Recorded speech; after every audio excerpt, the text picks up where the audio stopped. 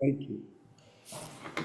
Do we want to call or email John, Coy, Carrie, and invite them now?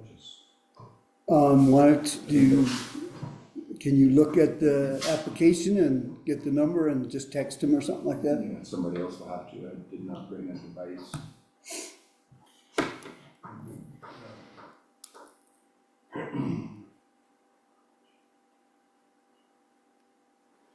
I don't know that I have, I know you emailed it to us.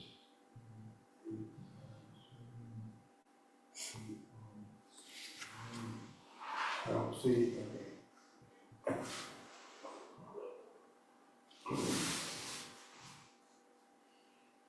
Okay, somebody ready to text them or call them? I'm good, so one. The number is, 18817, is that right? yep. 897-8171.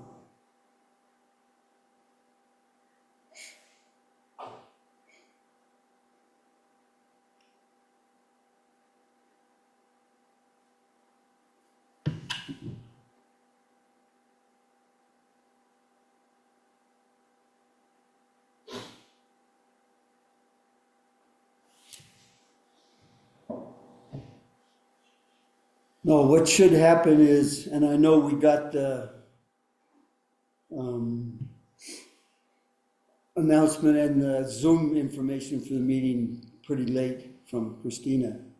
But those need to be sent by the subcommittees that dealing with people. Okay. To the Wait, applicants. real quick on this is, Okay. if they didn't want to call, they could call to Zoom in, or they need to come here. John and Carrie. Carrie. Do you think they need to come to the I meeting? don't think so, Okay, I think just letting them know that like they're invited. okay. There's no, we don't, we fully expect to approve their application, but should they want to be a part of it this morning, they can. I mean, Just so yeah, it's a little early maybe to call them. Yeah, maybe we should go over a checklist of things to do per COA. Yeah, we can do them later. So we can get going. Okay. It's, what time is it? 8:24.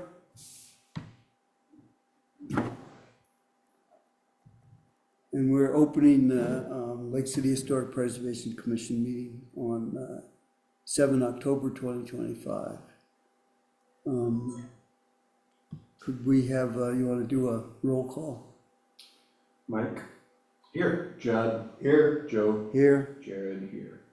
and at this point, there are no visitors either in person or online.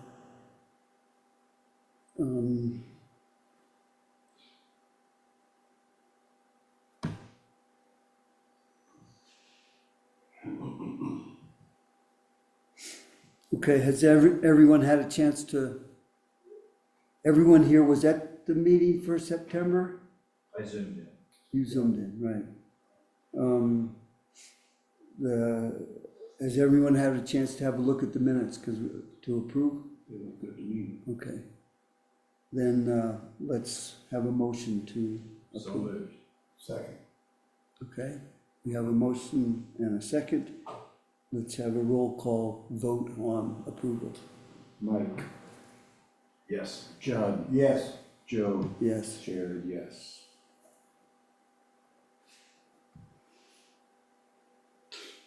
Okay, the only addition to the current agenda that I have is to say a few words at the end about a person who owns a historic house outside, within the town of Lake City, but outside the historic district, that's interested in having it listed on either the state or national register.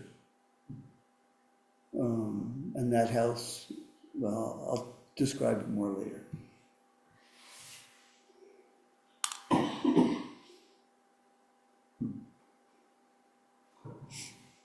Okay, the first order of business is the COA 2025-14, 724 North Silver Street, Martha Levine's place. The request is a new fence. I mean, Mike and I have been just as negligent as you guys in getting something written out on this. We did have a meeting with Rob Hutchins, who's the contractor for Martha on this. I wrote up a draft, but I wasn't pleased with it, and we just didn't have time to connect on it. But I know Mike went and had Rob showed us some pictures of, they're asking for a corrugated metal fence along the side of the property, 6-foot fence along the side of the property. And I mentioned that that's not a traditional material used for fences in the town of Lake City, in the historic district. Rob showed us some pictures of a couple of corrugated fences in the district. I think Mike had a look at them. I'm going to let Mike give his comments about this thing first, and then I'll add on to him. Yeah, Rob showed us a couple of pictures, and I went by and took a look at both properties. Looks like they've been there a long time and probably predate any historic commission. I don't believe that Historic Preservation Commission ever signed off on those fences, but I don't have any record of that. They're not very attractive, and yeah, I don't think they fit the spirit of what we're trying to achieve here in Lake City. The material itself is not, as you said, traditional fencing material, and it's not, according to our guidelines, it's not mentioned. Well, that's the most important thing. I mean, we're a volunteer organization that have agreed to uphold the ordinances and guidelines that the town of Lake City has, and that's what we try to do, interpret that. The guidelines list a number of appropriate materials for historic fences.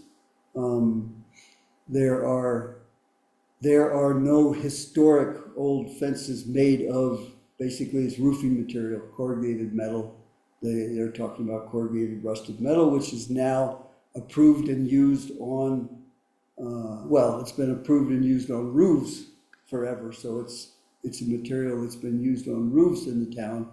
And in more recent years, it's been approved as siding on some houses and on the new operations building that the county's building. I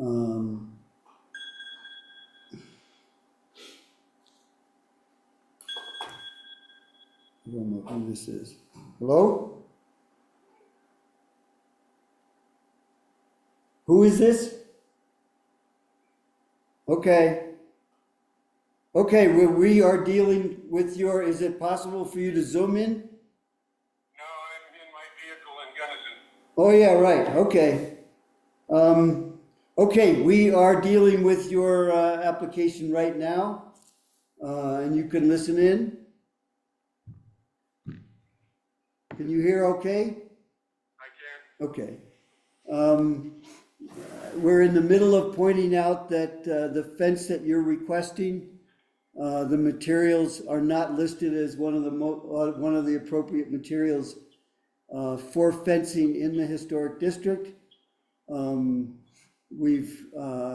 Mike and I just this morning had a look at the two fences that you gave as examples. One at Robin Hudgens, which is right across here, which is clearly old scrap roofing material that's been put up with the fence. And at the, how do you pronounce it, Colopy? Colopy's place. County property. Yeah, right.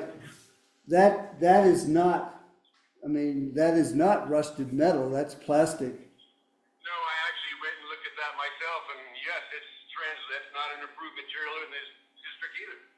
No, you're right, there were things that have been put up in this town that have not been approved by the Historic Preservation Commission. And whether the town wants to uphold those things or not is up to them, but our job is to deal with current applications and decide whether they're appropriate under the guidelines that we have now.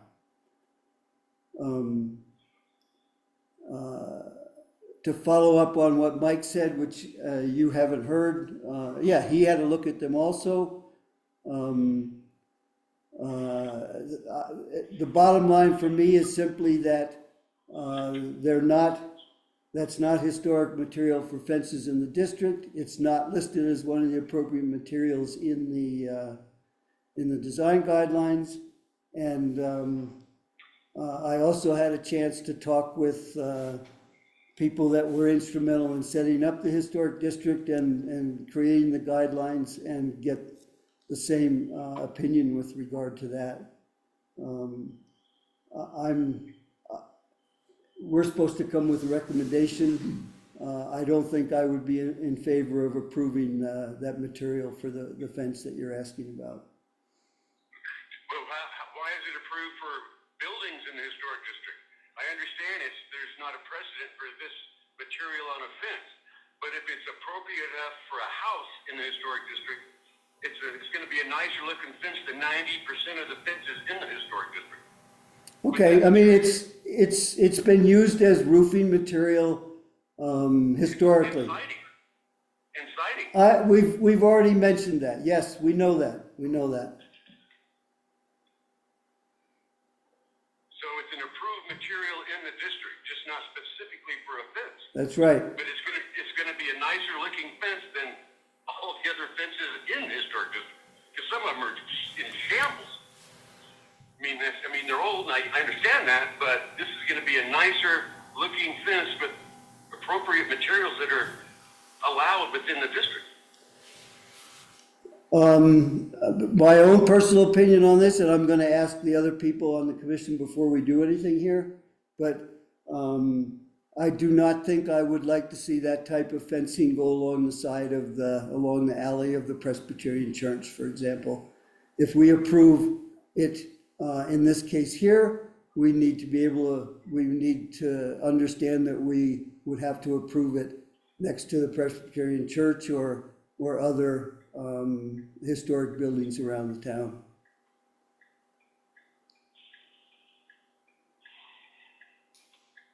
I'm going to ask the others if they have any other comments. Judd? I've got a comment Yeah. first. What's the procedure to have where it would be changed in the information, will it say metal fences would be accepted? Well, metal fences are accepted, Well, but I'm corrugated, talking about this type, corrugated metal fences. the design guidelines would need to be changed. But how is that done?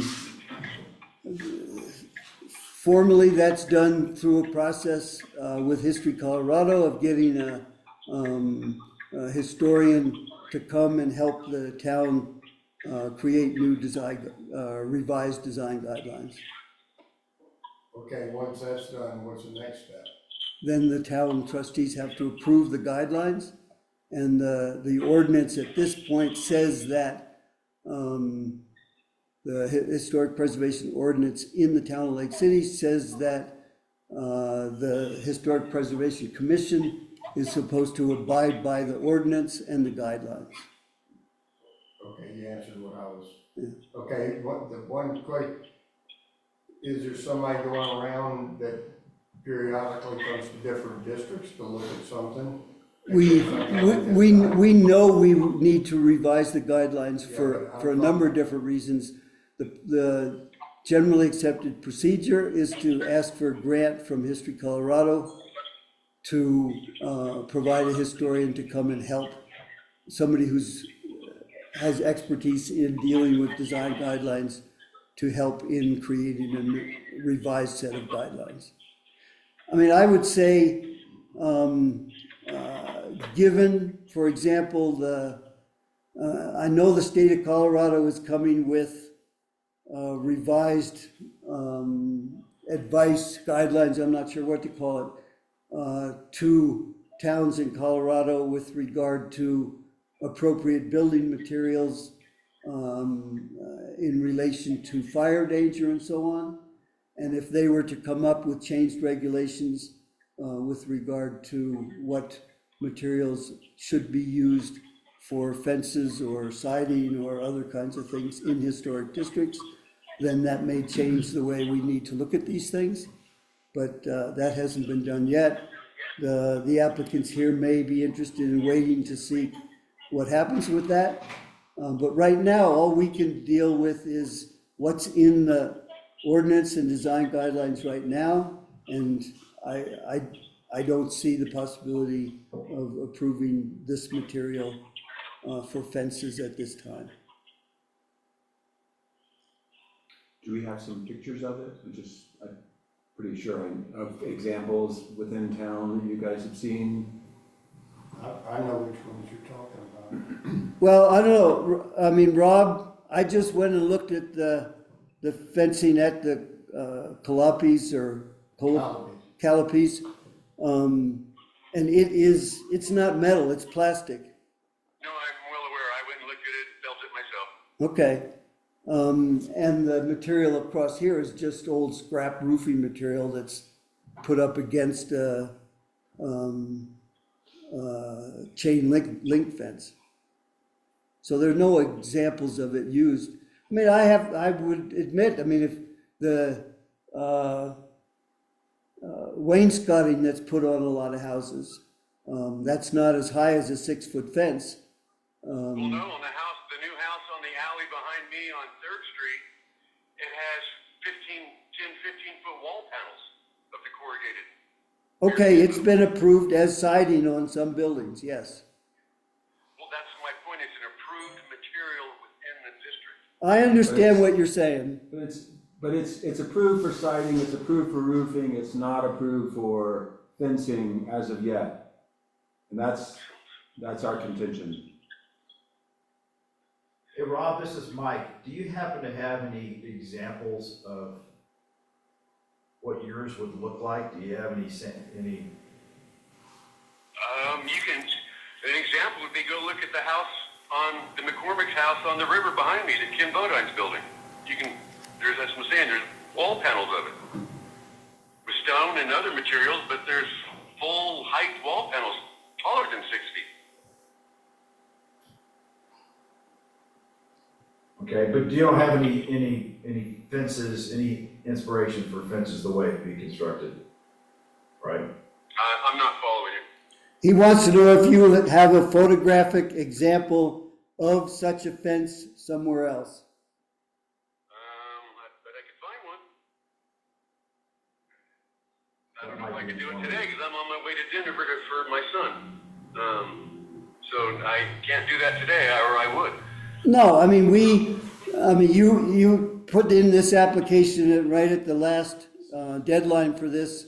We have a certain amount of time to deal with things. We have not been able to look at what's in other historic districts and what changes that have been taking place in other places. Would you like us to delay dealing with this until the next meeting, or should we? Well, it sounds like right now, if we deal with it right now, you're going to say no. And that's still unless we get very different information from History Colorado or other historic districts in Colorado, I can't see there being a different decision, but that's a possibility, yes.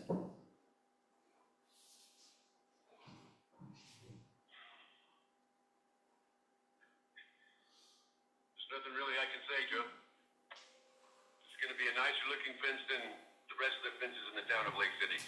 And so you're saying it's approved for structures, but not for a fence. But makes zero sense to me.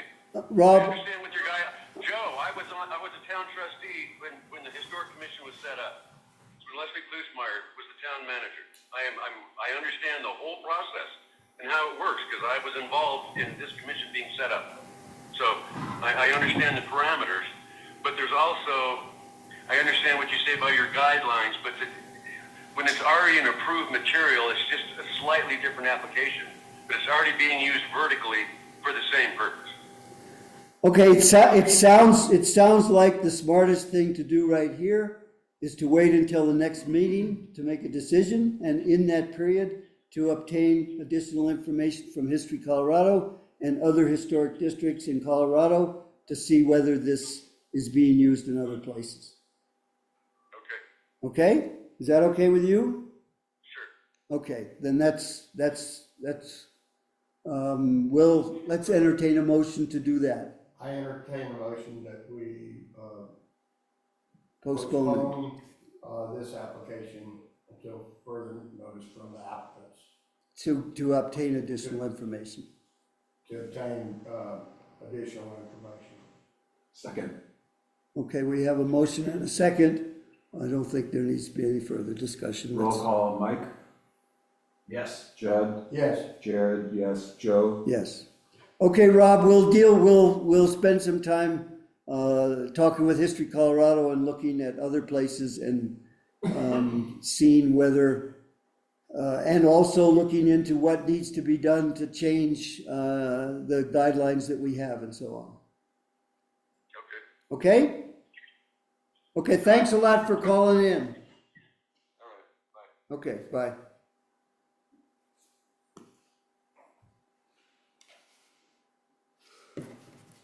Okay, Rob Hutchins was here by phone.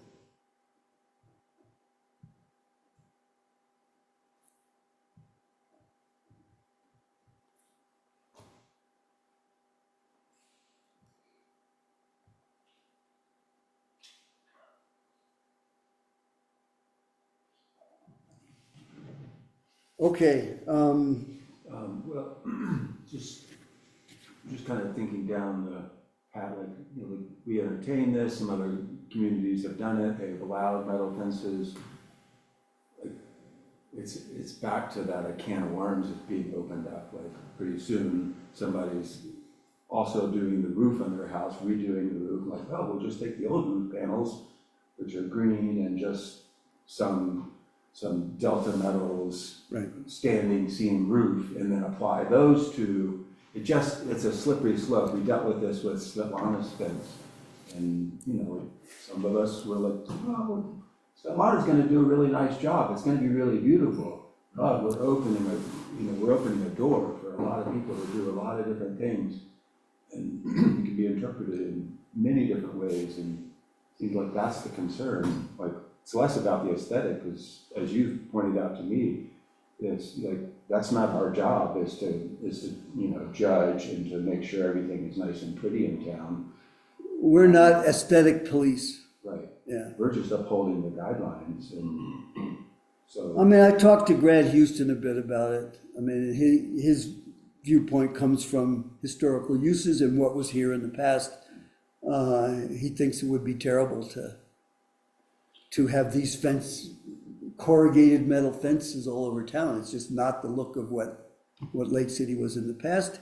And personally, I think it would be a detriment to the charming look of this town. Yeah.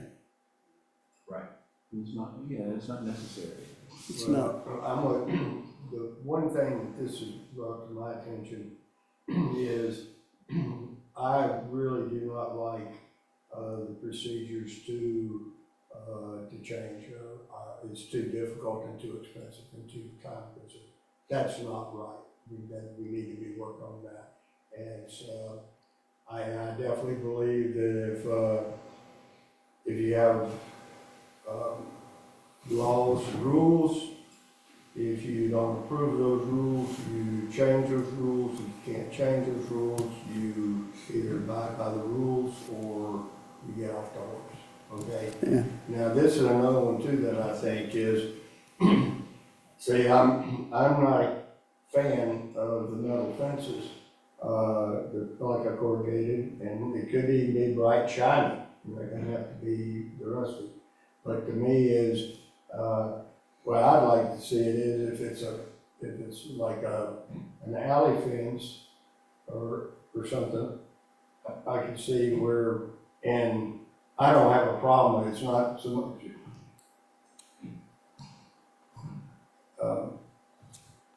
My biggest thing is I think there needs to be a change, to having somebody come down from that you're basically saying, we're not changing these rules. And the other problem that comes in on the same thing is, an individual comes up and has this problem, and it's a year, and there's new people on board, and this question doesn't even come up or something, you know? And I think that would stop a lot of these cans of worms, because I do, at this point in time, I just don't know, but I do not like this procedure.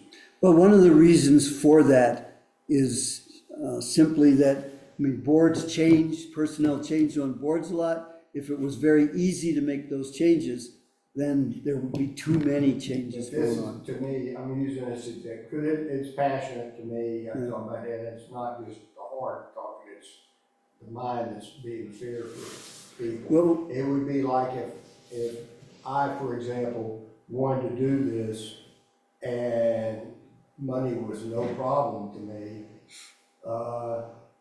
I could get it done. I'm talking about get it done, I could go through the procedures. And I think if I'm willing to spend that kind of money, I would have somebody to represent me that would do an excellent job, like showing pictures throughout the state and have nice looking houses with area with fence. And then it would be the trustees to make that decision, which I don't have a problem with that one. I don't like the timetable. I don't like where a person that has money can do something where another person is unable to get something accomplished. And I'm not saying it would change. That's not the point. I want to have the right to, I want everybody to be on the same basic playing field. well, I mean, I think what you're saying is, I mean, a person with money could have this dealt with easier than, Okay, I can tell you what I do right now is, I would send that to the attorney on the bylaws. right, I would say, bring it up to, who I could bring in. I would come here, and I would say, I am willing to bring in this person and credentials to, present this change, and I'd be sending the same, have that attorney. well, that person would have brought to this meeting examples of any other historic districts in Colorado where that's, Not necessarily, because I think that it would just delay the procedure. If that person isn't gonna be wanting to spend a lawyer, and they think they've got a beautiful fence or whatever it may be. I really, I don't, Well, it's too hard. Judd, we know already that there are many things in the design guidelines that need to be updated and changed and improved. They purposely make it a process to do that, to change the design guidelines so that organizations such as us don't keep changing it every month or something like that. And I can appreciate that. When was the last and when's our next one? The design guidelines have been here since the last revision was 1984. It's time for a, Okay, so it's time for an update. what are we doing to get that done?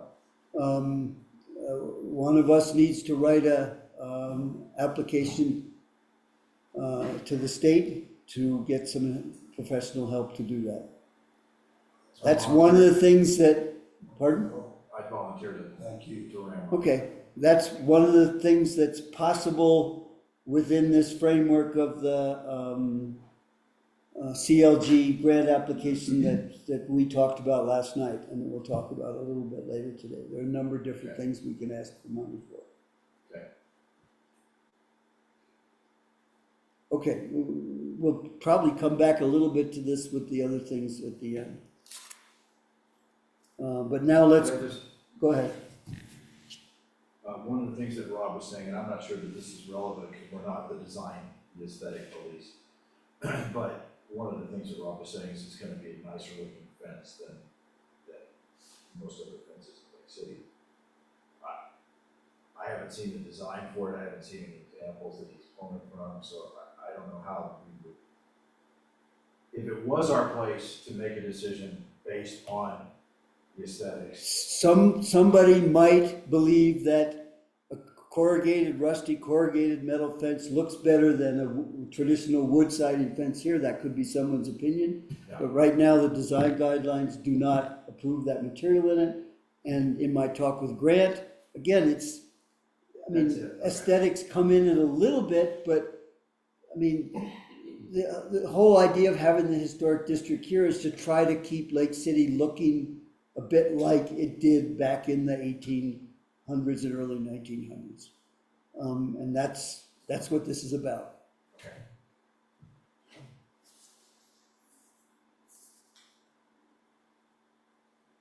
Okay, COA 2025-15, 617 North Silver Street, the Coys, they've asked for a new shed. Jared and Judd have been assigned to that. Could one of you guys outline what this is about? Would you repeat I don't see where I have the number for I've got all the other stuff. I didn't find, what's the number that's on the application? 15. Number 15? COA 2025-15.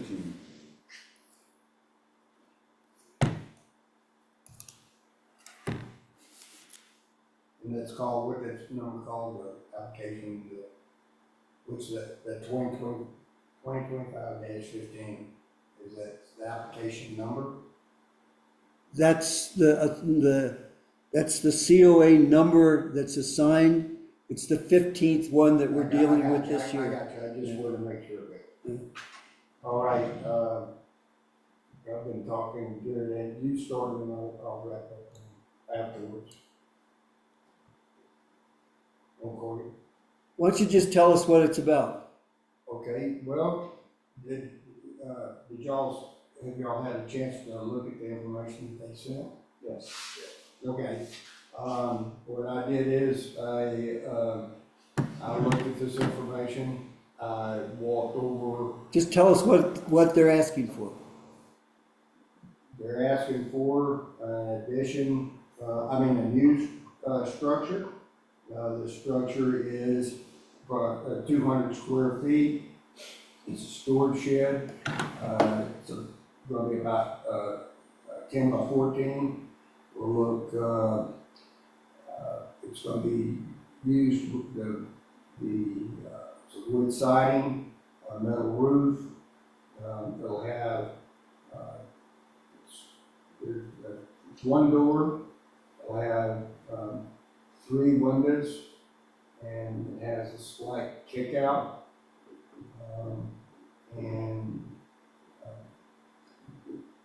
The difference that I see between that and the buildings that we've been approving for prefab that brought in, I have no problem whatsoever. I'm curious, it's been a while since I looked at it when I first came in and so on, but they said something about it's being made to look like something else on their house or something like that. Was that right or not? It's borrowing the aesthetic of the house, siding, the roofing. They mentioned some part of the house or something like that.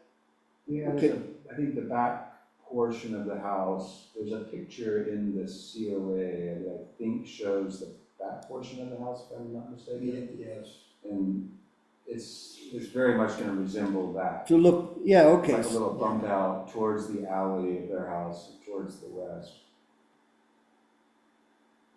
And, Okay, well, that picture, I mean, this Yes, look a little bit like that, okay. and if you look behind, and you see that one, that's the same siding that they're proposing. Okay, And the type of siding. and it is site built, right? Site built, So it's not prefab. yes. okay. Well, I mean, it sounds like the kind of thing we'd like to see done. Yeah. Yeah, I agree. Easy peasy. Okay. So what's your recommendation, you guys? My recommendation that we, accept, this application and approve it. Fully agree. Okay, let's have a motion. Since I was, one of the two persons that actually went, I propose accepting approval for 2025-15 COA John and Carrie Coy's application, 615 Silver Street, new construction of a 200 square foot shed as proposed in the application. A second. Okay. Any further comments on that? Then let's have a roll call vote on it. Roll call. Mike? Yes. Judd? Yes. Joe? Yes. Jared, yes. Are you writing down what you just said? I did. Okay. Could you write it on a piece of paper you can give me, or here, write it here, and then I No, can, I can just give you those you two. can give me that? Okay. Okay, let me go back and look at the agenda here. I'm gonna step out just a minute. Okay.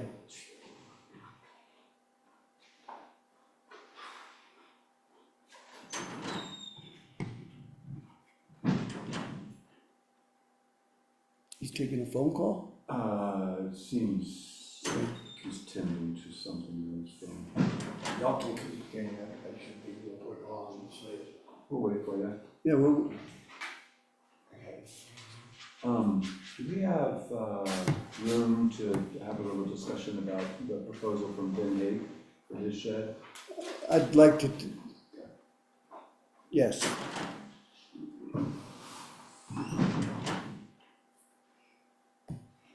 No, I mean, Judd should be here for further discussion, but, Yeah.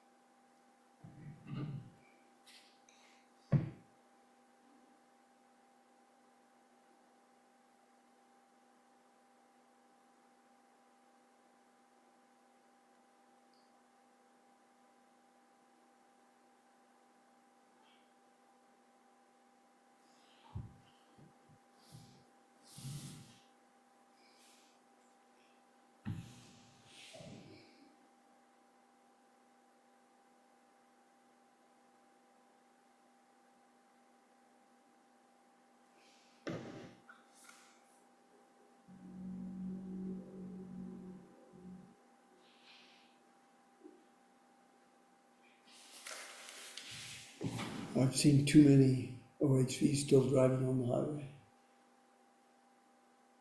Not seeing too many, or you're seeing too I'm many? seeing too many. Yeah. Yeah. Yeah, I don't really get the. Seen the sheriff, starting to give warnings, and listen to him, talk to him, to some vendors, and at what point do you stop giving warnings, and, or at what point, like, is it like,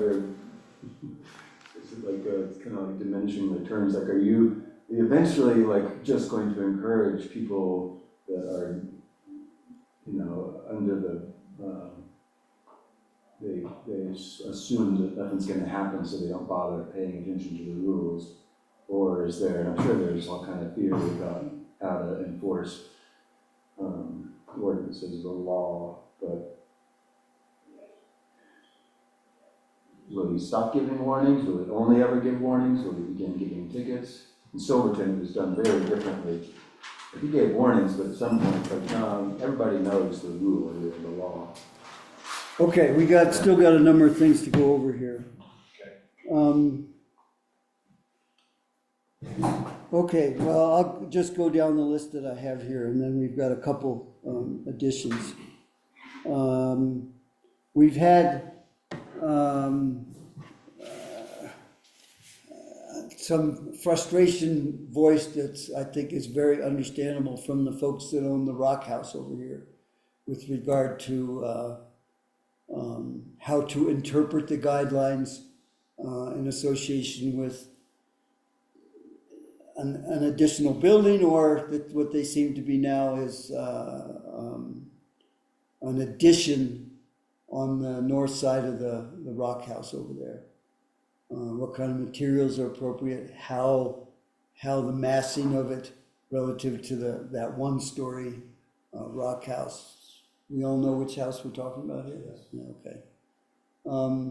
So I took the initiative to get a hold of the Main Street architect, Larry Lucas, who is a historic preservation architect, to communicate with the Wrights, Derek and his wife, over a design for an addition to that building. They're, a young couple that want to convert that into a house they can live in here. They want to live permanently in Lake City. And the challenge is to take that contributing historic little, very unique building that was not designed by an architect in the past. Just built by a local summer visitor. How to maintain the character of that with an addition put on it. So he and Larry have talked. Larry's going to come up with some sketches of a possible solution in a couple weeks, and we'll have further communication with both of them over this process. So that's just some information. I talked with Derek yesterday.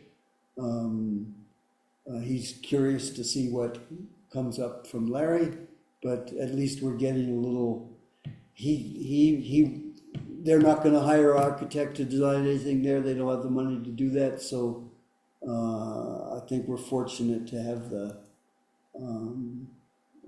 have Larry agree to look into this as part of his job for the. This is part of his job for the Main Street program here in Lake City. Any comments or? So he's donating his time. Yeah. Well, donating, part of his responsibility is to help. He's not charging the homeowner. He's not charging the homeowner, right? I think it's really good. My question is, who suggested that to the Main Street historian? Great, that was very good. Yeah, we deal with, we have, the Historic Preservation Commission has a,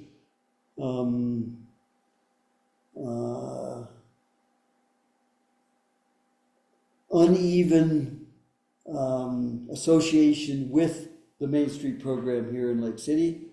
When we first tried to cooperate with them over a resurvey of buildings here, they stated very clearly that they were not interested in cooperating with us on it. They did not support the HPC in, the state urged us to get the town of Lake City to change our ordinance to allow local designation of properties in the town. The Main Street program here would not support us in that. the Main Street program, when, I mean, and this is the last,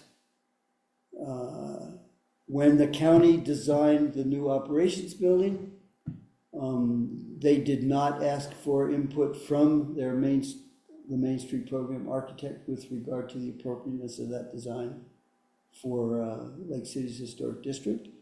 And it was the HPC, me, who asked Larry Lucas to come in and help with comments on that. I was very surprised to hear from the head of the state Main Street program recently. She visited my store, that the Main Street program was very proud for having been able to change the design of the building to be more appropriate for our historic district. And I had to point out to the head of the state Main Street program that it was the HPC that got Larry Lucas involved and not the Main Street program. We would like to have much better cooperation from the Main Street program on historic preservation aspects here. Anyway, I asked Larry Lucas to come in, and he agreed to do that on this particular thing. Larry Mead. Larry Lucas. Lucas.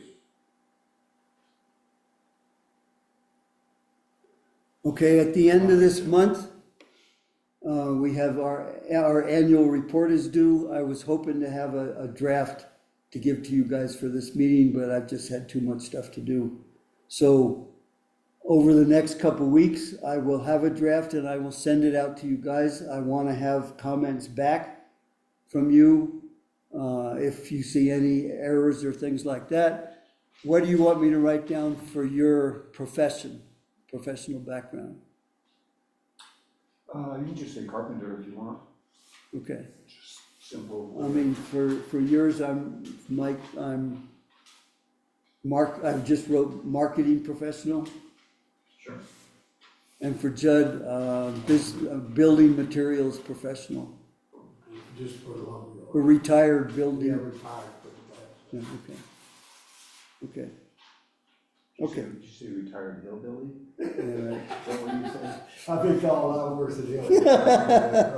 Okay, that gets a laugh out of this old man. Anyway, you guys will get a draft copy of that. We won't be able to review it at a meeting before it's due, unless we have a special meeting for something else. So I need to have comments back. It gets the authority that is delivering it is the town, and so Lex Mulhall's name is on it, so I have to have him review it also before it goes in. But it is the annual report from October 1st in one year to September 31st of another year. So, and it's due the first couple of days of November, something like that.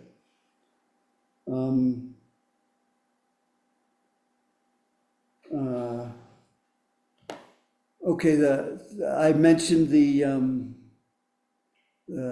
owner of, well, maybe, Judd, do you know what that blue house just above where Henry Woods has his workshop, that was the old ranch house for the McCreary Ranch? I guess we just call it the McCreary Ranch House? Right, I wouldn't even remember, I know exact house you're talking about. Okay, well, that's the house, the current owner of that is interested in having it listed. And I don't have too much to say about it at this point. But the process for that involves, again, getting a professional historian to help with making an application for that. And in this town, Meta Flint would be the one to go to for that, and perhaps History Colorado would want an additional historian involved, in which case we would ask for money from them to have them involved. And I have no problem with that, which is an amazing individual. Would it be, instead of having like in a grant or something like that, if and put the responsibility maybe on even on the person's wanting to have that change, but where it'd be a qualified, they'd have to be qualified, but a qualified person, to, come by. I mean, you know, like there might be a qualified person in Crested Butte, or, you know, we could state that this is the procedures that we're gonna do, but if it would be a qualified, person to, I'm not quite sure what you're asking. I Okay. mean, the state, this is a listing that would need to be approved by the state and the federal government. So they want to have professional historians that do this kind of stuff involved in it. And you're just saying, no, well, okay, who's saying the professional, I don't know how that guideline is. They're saying professional. there's an application process. I need to learn more about I it don't know, myself. I'm not trying to, I mean, I can do some more. I guess I need to look at that particular point of it. Where did I get that to look up? What's required? Well, my approach, I need to talk with Lindsay Flewelling at History Colorado, who is our contact person for History Colorado. I was talking with Metta Flint just a couple days ago about a number of other things, and this came up, and she just volunteered that, well, so she knows something about it. She's likely been involved with this in other places, but I mean, Grant Houston would be involved. He's the local historian that knows the most about. So those would, okay, you're answering what and I'm totally pleased with that. I thought it was gonna you have to go and get someone from the state, you know, like in Denver, that comes down to do this. That may be the case. And I would just like to, evidently in your spare time, you're working on this?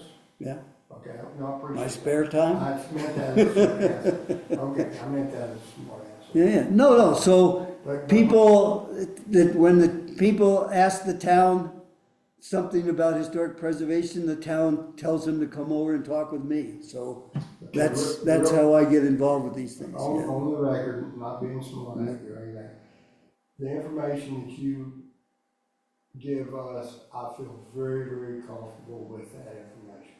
You know, like, so instead of, I'm not gonna be doing something that you're already doing. And Okay, well, so to divide up responsibilities here, would you be willing to take some responsibility for finding out some of what's needed to be done? Yeah, okay, I don't have a problem, my problem is, writing, I'm very, very poor. Okay, If it's, other aspects, I'm fairly confident. okay. But my, I need to find out a little bit more about what the process is, yeah. and yes, I'll put time in.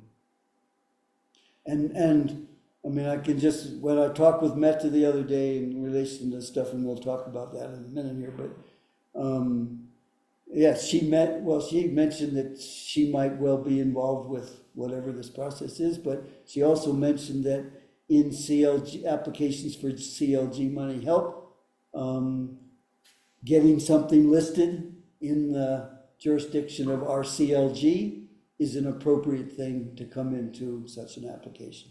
Okay. I mean, we've had well, let's talk about that now. So Let me, go ahead. It's got the same, so, do you know who the Meta is? Yes. Okay, that's it. Okay. So I got an email from Christina, our town clerk here, saying that she was interested in putting in a CLG application. They have a round available right now. It's kind of close to the deadline to request money for doing something in our CLG.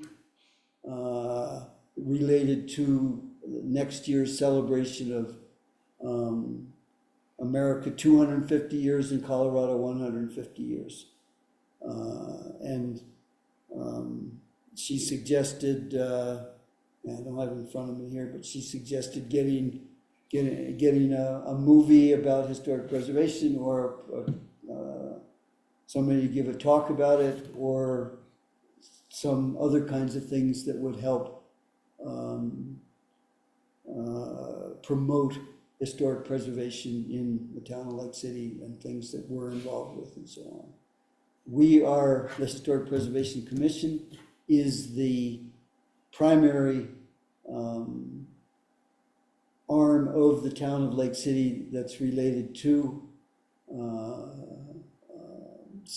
our certified local government agreement with the state. This annual report that I've just talked about in a minute ago is something that we have to put in and has to be accepted by History Colorado each year for us to maintain our status as a certified local government, CLG. The Main Street program here is another one that has gotten CLG grants in the past. They got one to create or to update the buying history guide that's available, and sometimes realtors give that out to people buying things in the historic district.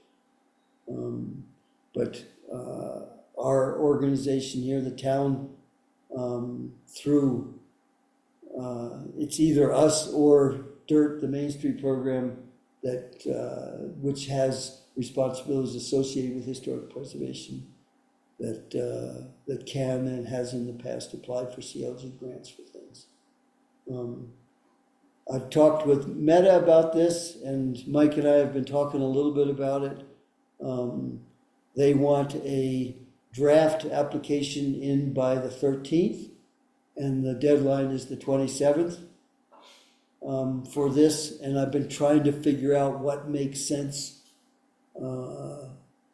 for the town of Lake City to put in something that can relate to promoting historic preservation in Lake City related to this celebration of 250 or 150 years. So if you guys have any ideas, let us know. It's not very much money. My own opinion is the amount of work that's involved with this is hardly worth the amount of money that you get out of it. But it's our only opportunities to get some money from the state for things here. So I don't think we can get too complicated on this thing, but Meta told me that this CLG application, and I read some of the information about it, apparently there's only $50,000 in this pot for the whole state. But in talk, I don't think, partly because of how much work's involved and relative to how much money you get, there probably won't be a whole lot of applications in the state. Or they may end up with a bunch of very small ones. But Meta told me that this is one small pot of money, but the state has also allocated other monies, not through the CLG program, but that's available to communities to help promote the celebration of this anniversary celebration. And the Hinsdale County Historical Society sounds like they will be applying for some of that other money. And my discussion with Meta was, if we're going to do anything with this, we need to make an argument about how this, what we're doing here, what we're asking for here, aligns with the other monies that they're asking for other things here. They've already gotten some banners and other things like that promote the celebration and so on. So at this point, They've gotten banners. yeah, Can we see those? I'm sure we can. The museum has them. Okay.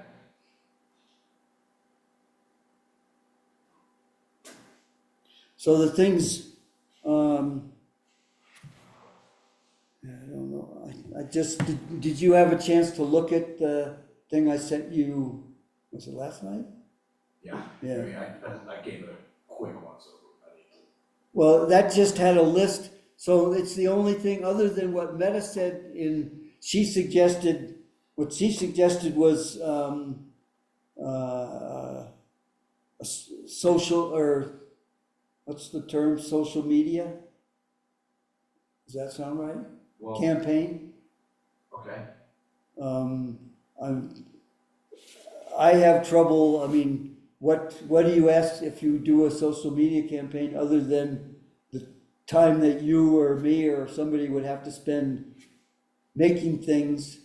What do you spend money on for something like that?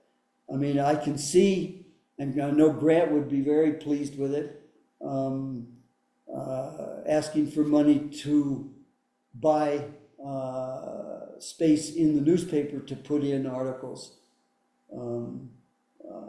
That would be a reasonable use of money for it. And within that context, I mean, this is a CLG grant. It's something we could have done in the past, but what they're kind of saying is they're urging organizations such as us to think about this in terms of the celebration.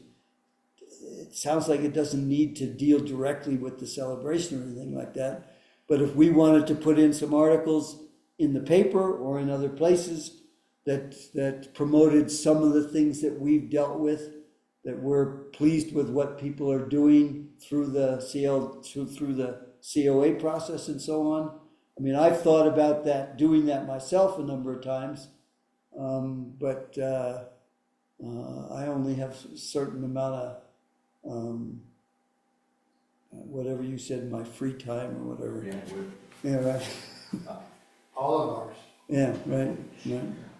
So we're talking about a $5,000 grant, right? Maybe asking for. That's what I assume. Maybe we ask for 10,000 and they end up cutting it down or something like that. But They have a total of 50, and it's a whole state. yeah, I think. it's not much. Well, I mean, I think. And it's competitive, so they're gonna maybe, I don't know if they'll deny people, maybe But they, there are benefits to being beyond the cash, right? There's, Yeah, you know, the yes. visibility, yes. the relationship we have with the state. And promoting cooperation with the Historical Society. Okay. Main Street, this comes out of Lex's discussion with Christie about how the county and the town are gonna celebrate this, and I think Dirt will be involved with it some way too. But right now, the only discussion I've had is with Meta at this point. Yeah. I mean, we're talking about next week, a draft proposal. Yeah, that's. I know. Anyway, that's information we need to give to all you guys, and Mike and I will work a bit on, see if it makes sense to get something in. Okay. I guess my question is, what's the story here? I mean, what do we want to accomplish with this? What we want to accomplish is the best thing that our organization can see getting accomplished is promoting to the town and the county here the value of historic preservation and what we do here. I also think that on this particular subject is also, and which you stated, Mike, which I wasn't surprised at, is letting the state know that we're doing things. Yeah. You know, not. I mean, but again, realize that we are very unique Historic Preservation Commission in Lake City. There's only one or two like us in the state where there's no staff at the town at all that does that. I mean, every other town has staff that would put in this application. And we have a request from one of the staff here, so she should be involved with that.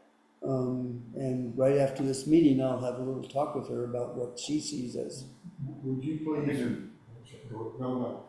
I think it would be important for several of us to put our heads together, and just kind of brainstorm what this it. thing is about. I have an idea. There's somebody at Colorado PBS that I think she's a local and she does stories all the time about. Laura. Laura, is that? Hey. Sorry. No. I'm a new guy. NPR is what she's worked for, yeah. And, you know, I know Grant published that great book on the historic houses of Lake City.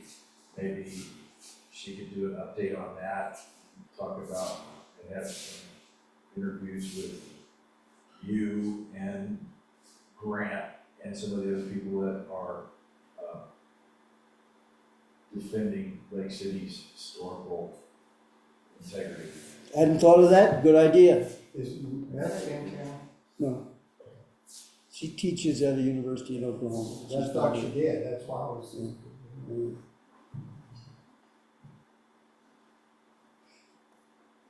But Meta is apparently one of the reviewers for these applications, not the CLG one, but the other ones for the whole Southwest Colorado. So she's clearly an important person in this whole process.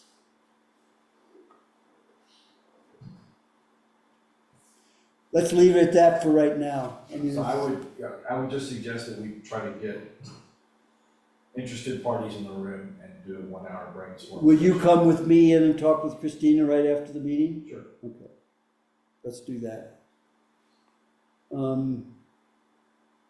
You had something you want to bring up? Ben's place? Yeah. Oh, sure. Has everybody had a chance to look at Ben's proposal? You guys I have- love it if everybody looks at me first. Did you have a chance? Yes, I have. Okay. I didn't look at you. Yeah. Well, Well, I looked at Mike first, then I looked at you. Matter of fact, Ben, came by and, he wanted to show me, what he was planning because he's getting ready to go on vacation. And he said if something comes up, and I said, sure. And I also looked at, the main thing is I wanted to make sure what he was telling me is the same thing as what he proposed. Okay, we've all had a look at it, go ahead. And is what he showed you consistent with the proposal? Yes, it Okay. is, yes. So the building's to be located on the southwest corner of the property up against the alley at the Henson Street house that has not been built yet, but,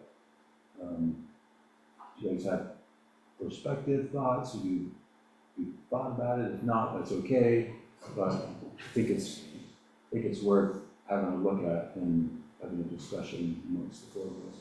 Yeah, well, I mean, I didn't see it being, any difference than, it was a similar situation to me as with Corey's residence. I looked at what, I didn't go with them. With, Ben, I happened to go look at exactly what he was saying, it's what, he proposed. I didn't see it,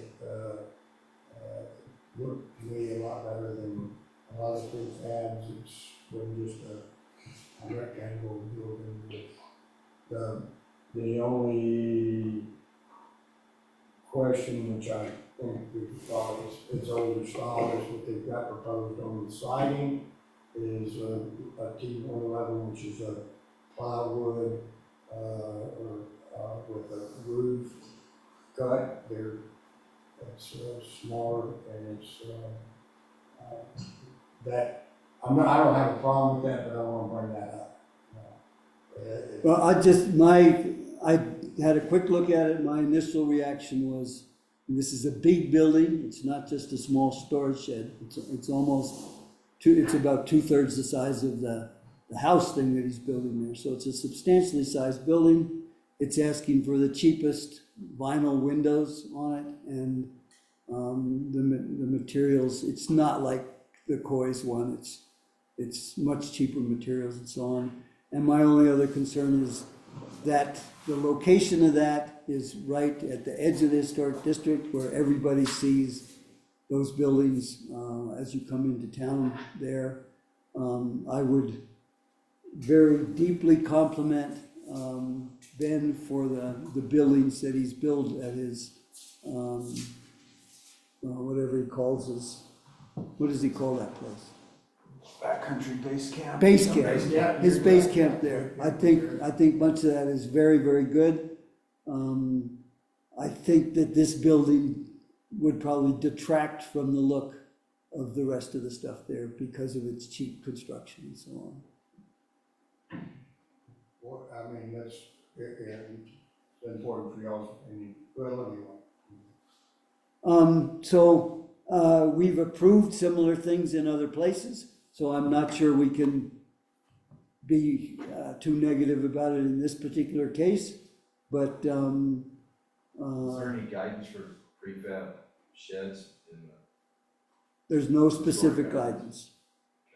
There's no specific guidance. Another thing to maybe be looked at when we revise, if there's some revisions to Design the guidelines. is, you know, No, it's just, Something on this, I'm interrupting on, but, I think it'd be well worth, you contacting Ben, and if someone else, the reason I'm saying you, Joe, is because you, feel strongly about those two items, and just asking him, you know, because, well, Judd, what you're saying is exactly the reason why I didn't put the on the agenda here. I'm surprised that he went and to talk to you about it. And the proper process here is for us to assign people to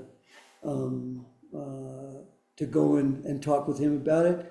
We need to talk with him about it and bring up some of these issues. He put in his application after the deadline, so I sent it out with the possibility of dealing with it.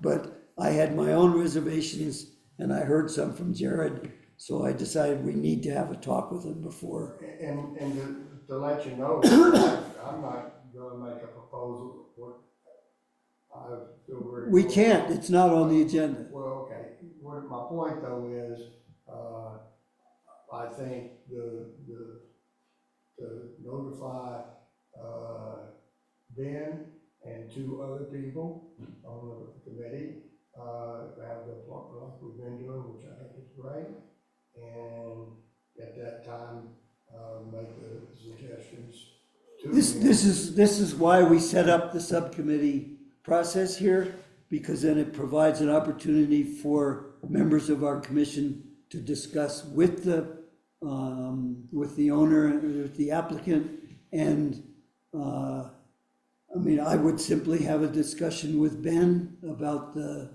I'm not going to use the word aesthetic, but the look of the historic district in terms of historic buildings and so on. And as his property is one of the first places that people see coming into town, all we can do is ask him to be cognizant of that, and either he's interested in helping the town get the kind of look we would like to see, or he's not. We don't have design guidelines that can force this.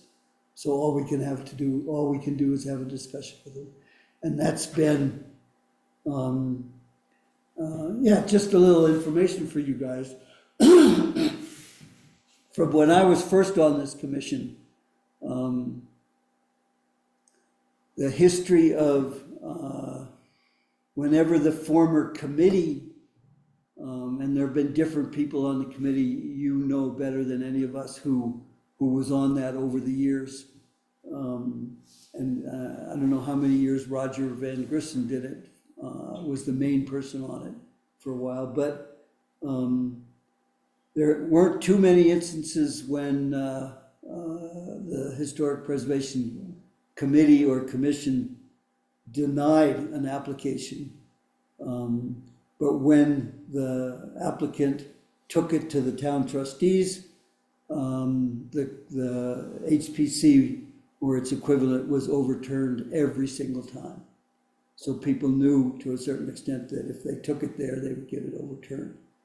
One of the things that changed 2 years ago with the new ordinance was that process is not in place anymore. And what we decide here has more authority than it did before. And that's why when Svetlana had her issue with her fence, she could not come to the town trustees and ask them to overturn the decision made by the HPC. And that's why she had to apply to the town to change the whole ordinance. And that was turned, the trustees supported the HPC, or supported the idea that they were not interested in going through the process of changing the ordinance on that. So there's been a change in the overall process. And I did not realize that when the town made the change to the ordinance, because they took the model ordinance from History Colorado and used that. It's complicated, and I'm not sure I'm explaining it well right here, but we now have more authority than we did 2 years ago before the ordinance was changed. Anyway, my point here was that the only way we've been able to get adherence to the spirit of the design guidelines and so on is to have discussions with property owners who may not have read the guidelines, not understood them very well, put in an application that was opposed to what the guidelines say or the spirit of the guidelines, and explain that to them.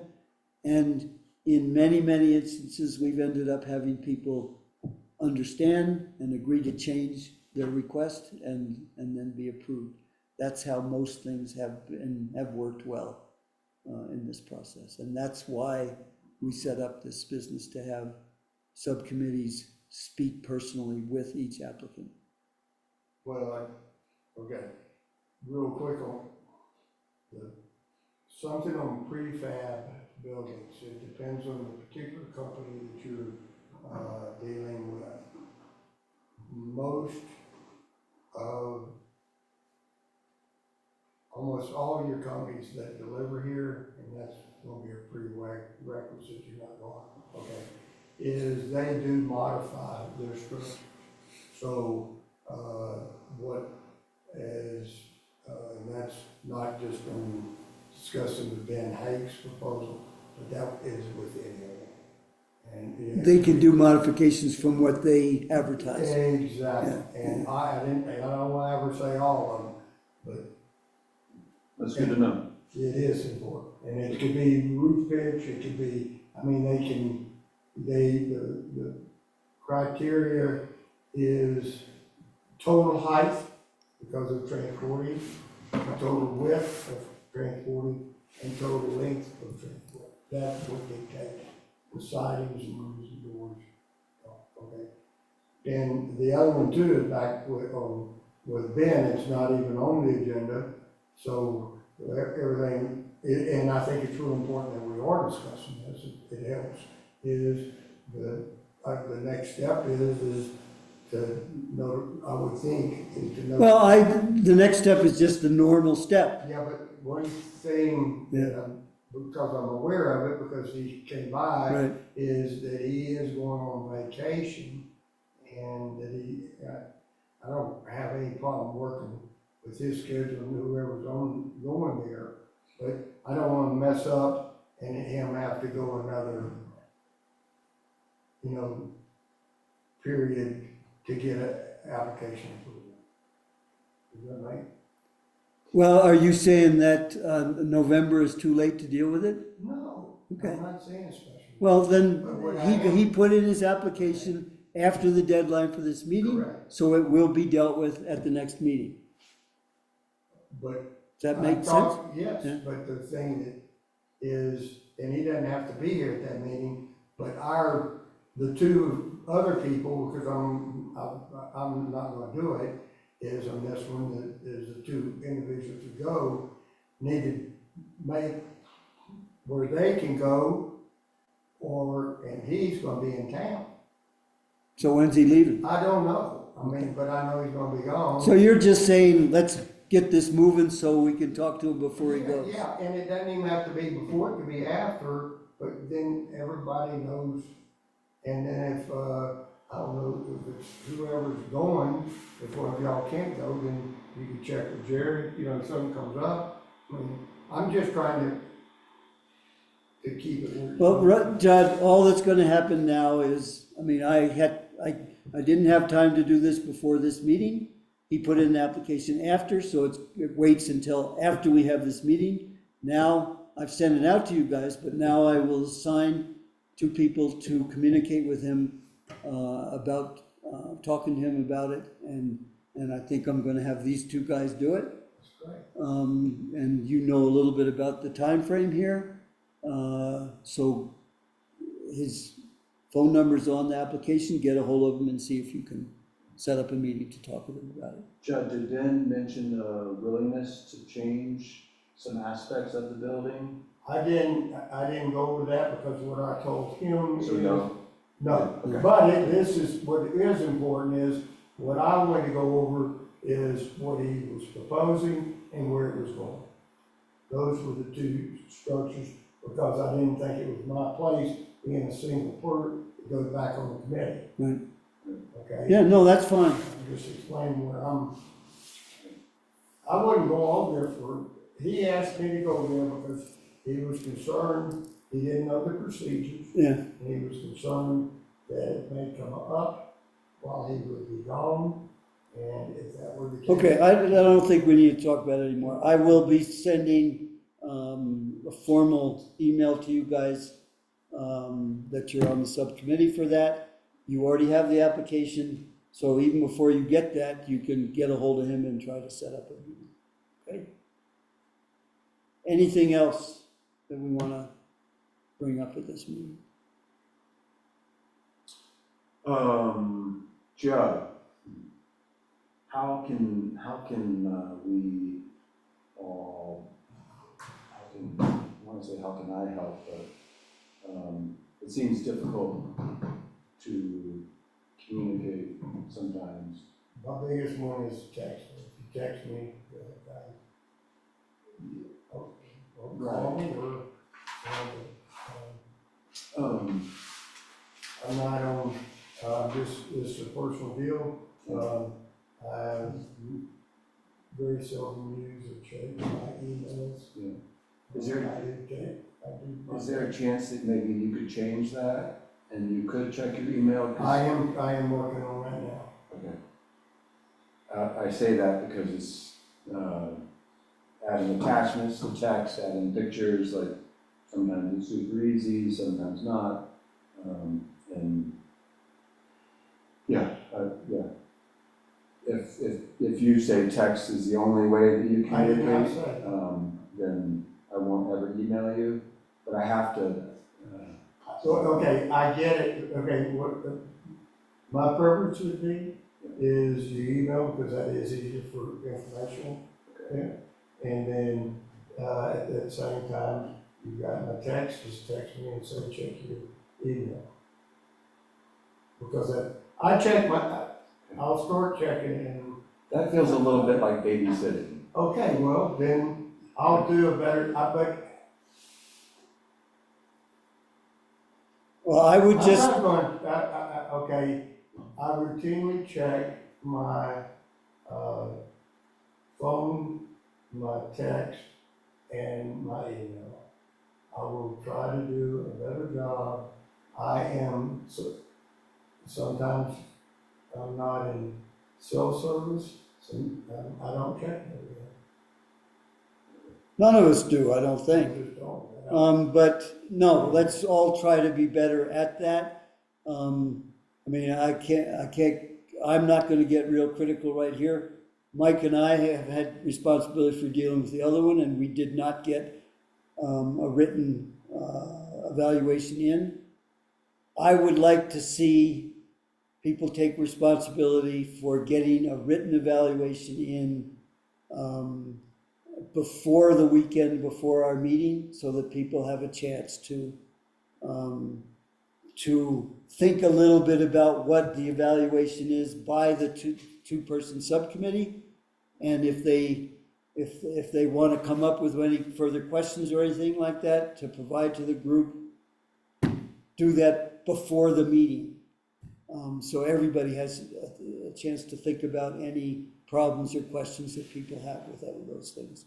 I mean, The evaluation should be sent out to all members. to all members, that's the point of it, because we're assigning two people to spend the time to communicate with the owner and have that discussion if there's any changes that make sense. If what they've proposed doesn't adhere to the guidelines, let that person know before the meeting. That's the only way we've been able to have things work well here.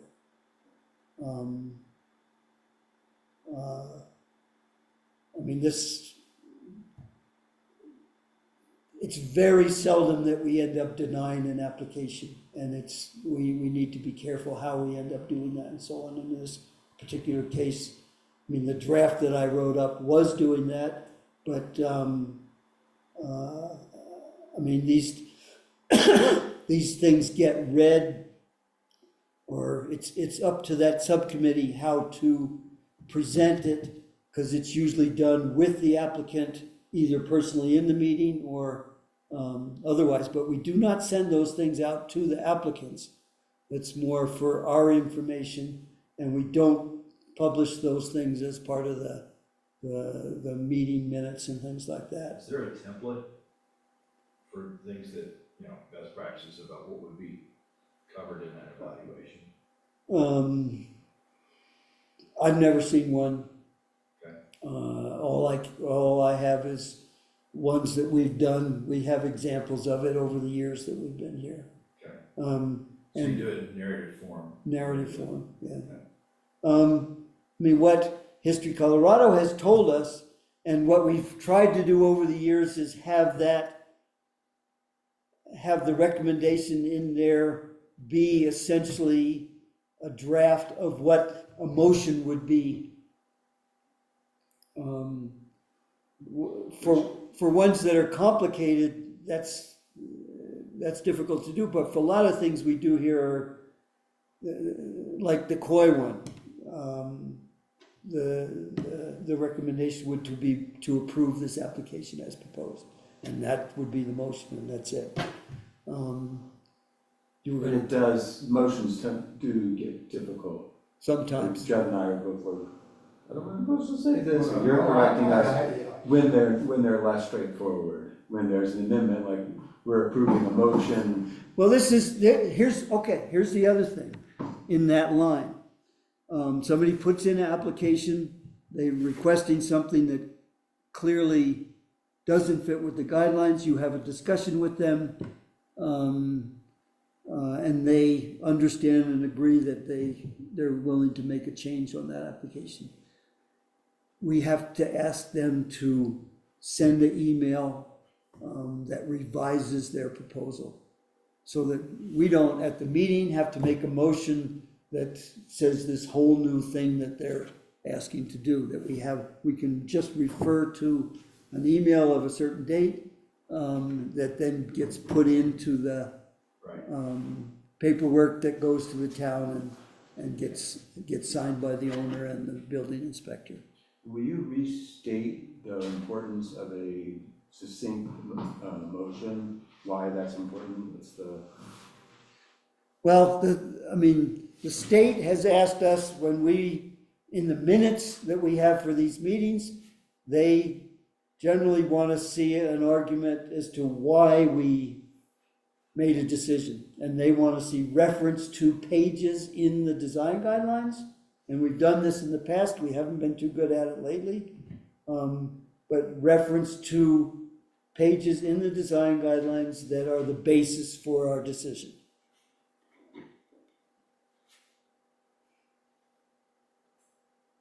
And, we should probably try to do more of that now, yeah.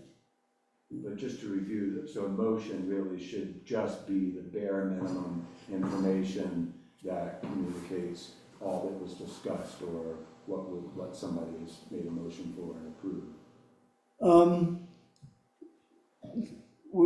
Somebody puts in a good application with all the information that's needed, and we're prepared to make a motion and approve it.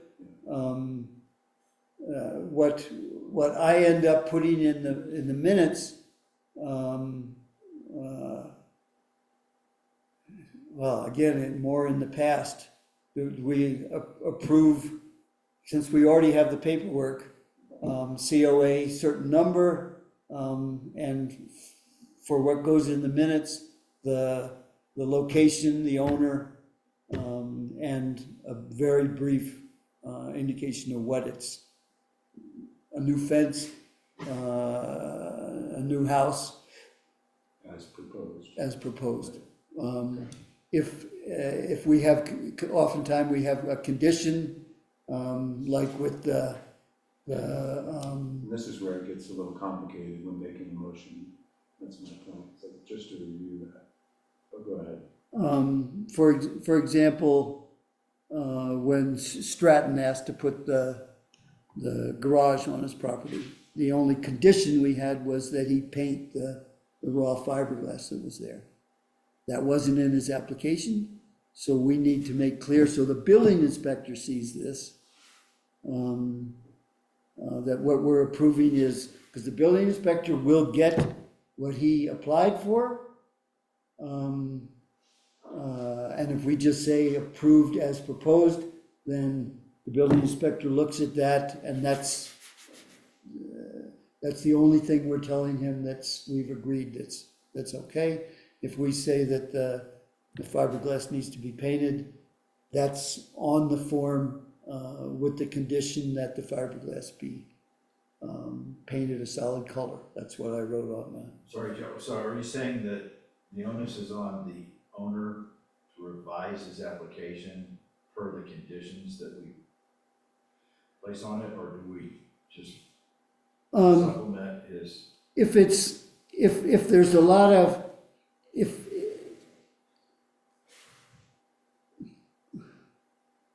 oftentimes people put in applications, and this is where we have to train the person that receives the application as best we can, and there've been so many changes in it, it's hard to keep up on that.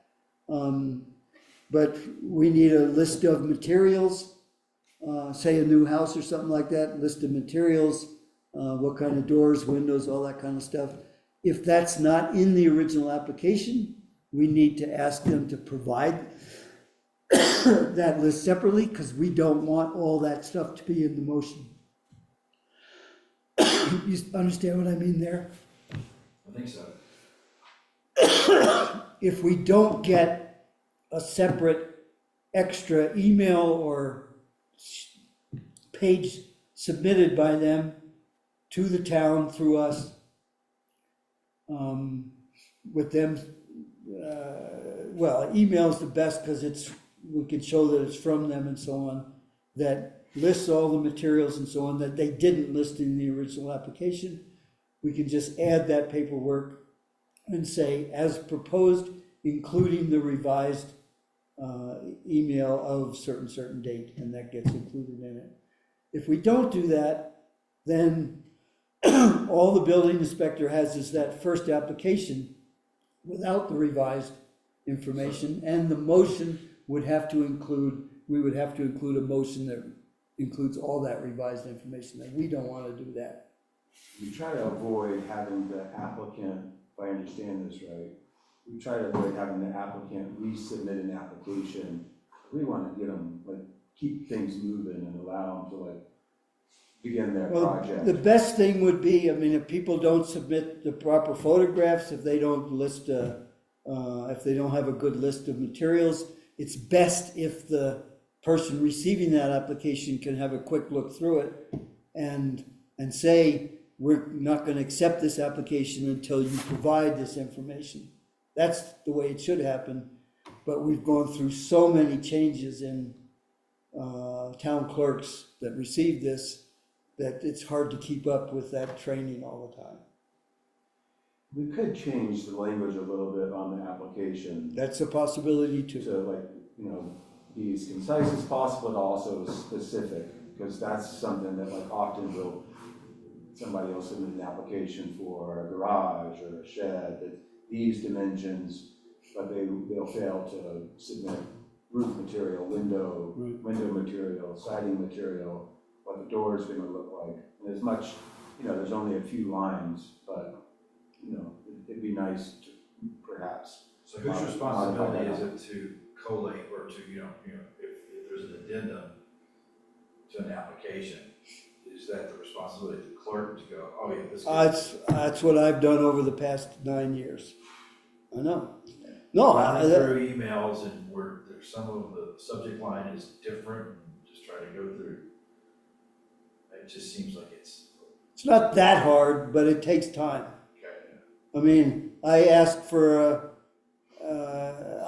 an email for an applicant that spells out the new information that we need.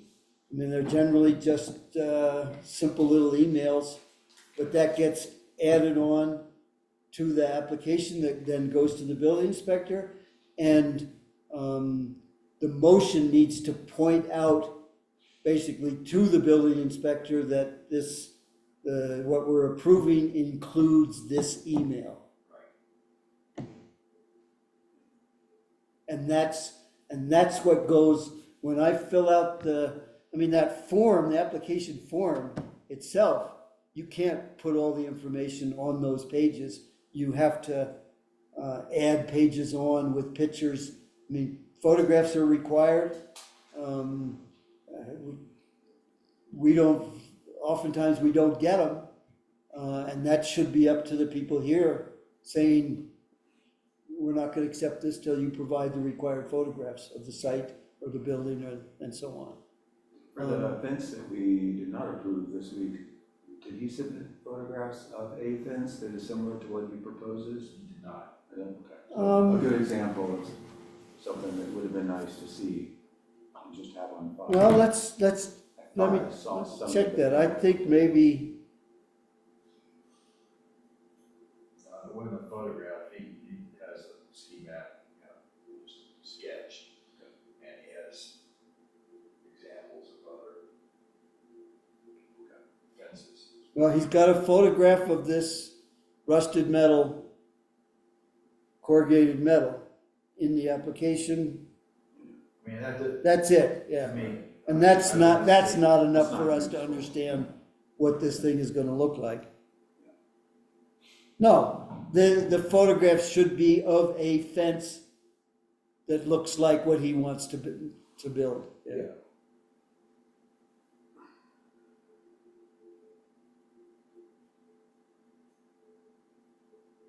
Yeah, I mean, it was the outline of where the fence is. He did a line drawing of where the house is and where the fence is. That's all good.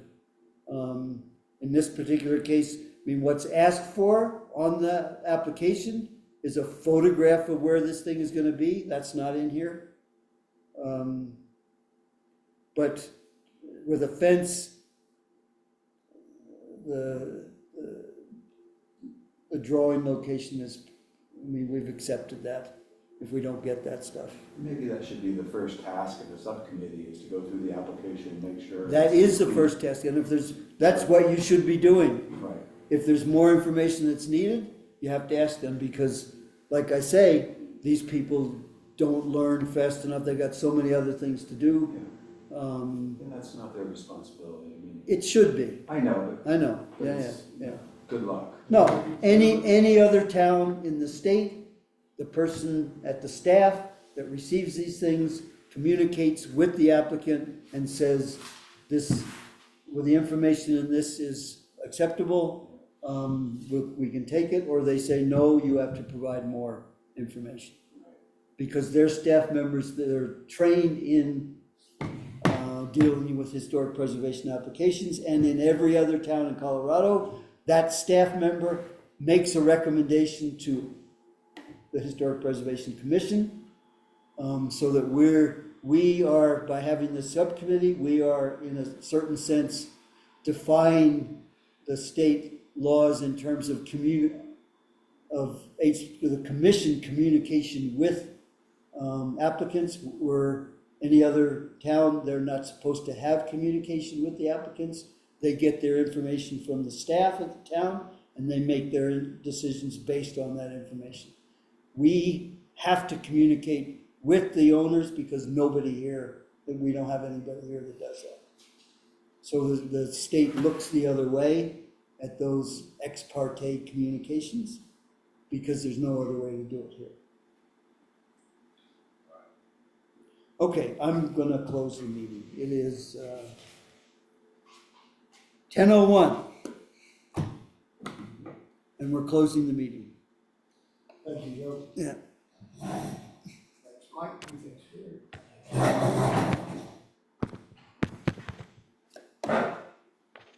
What a day. Yeah.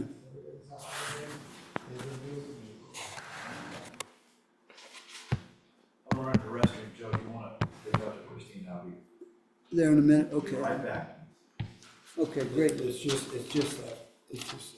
Read it real quick, see if it makes sense. Accepting Yeah, good. John and Carrie Coy's Yeah. application, A lot going on, but. Silver Street, Good. new construction of 200 You? square foot. Yeah, a lot going on, it's a blessing. Progress, last I heard, What I've got. nothing, So that's the reason nothing yet? what I said first, Working with okay, it. 2025-8, OCA, no. And then I said, I propose accepting John Kerry Coy's application, 617 Silver Street, and new construction, and you can eliminate that because this is actually stated in the above, but I put new construction to 200 square feet. Well, it doesn't say what it is, so I'll have to put in a shed, right? Okay, that's why I stuck around, Okay. Okay, or an outbuilding. Okay, thank you. Joe, I don't mean to get on your case. Okay, But before you start talking, let me explain, just so you know where I'm coming from. I didn't have time this past week to do that. To have that subcommittee, you and me, and I just wanted to know that you were receiving email and that you were gonna do it. And if not, then I was gonna have to make time to do it. And I didn't hear back from you, and so like for a week, like I'm like, is this gonna happen, is this not? Or like, you could use space and time to answer, to keep your email. And then on Friday, I think is when